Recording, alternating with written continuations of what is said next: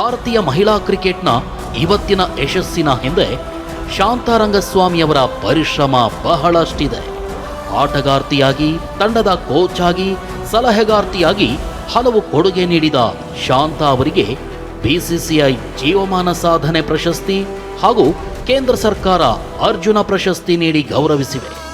ಇದೀಗ ಶಾಂತಾರಂಗಸ್ವಾಮಿಯವರು TV9 ನವನಕ್ಷತ್ರ ಸನ್ಮಾನಕ್ಕೆ ಭಾಜನರಾಗಿದ್ದಾರೆ.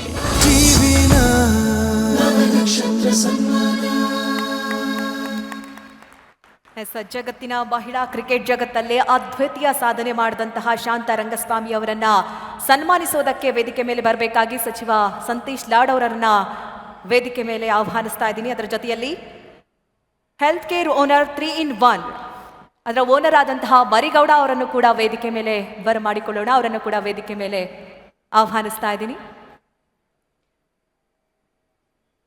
3-in-1 health ಕೇರ್ನ owner ಆದಂತಹ ಮರಿಗೌಡ ಅವರು ಕೂಡ ವೇದಿಕೆ ಮೇಲೆ ಬರಬೇಕಾಗಿ ಕೇಳ್ಕೊಳ್ತಾ ಇದ್ದೀನಿ.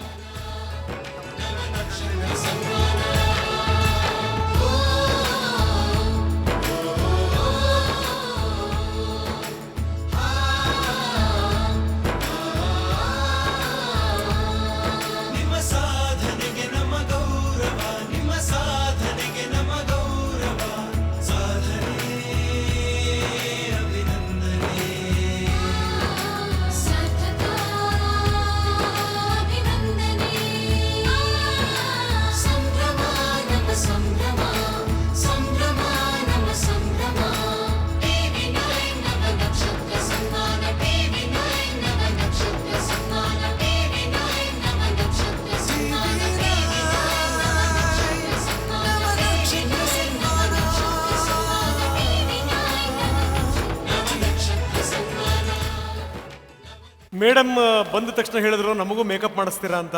ಅದಕ್ಕೆ ನಾನು ಹೇಳಿದೆ, ಮೇಡಮ್ ಸಾಧನೆಯ ಮೇಕಪ್ ನಿಮ್ಮ ಮುಖದಲ್ಲಿ ಕಾಣ್ತಾ ಇದೆ, ಸೊ ನಿಮಗೆ ಮೇಕಪ್ನ ಅಗತ್ಯ ಇಲ್ಲ ಅಂತ.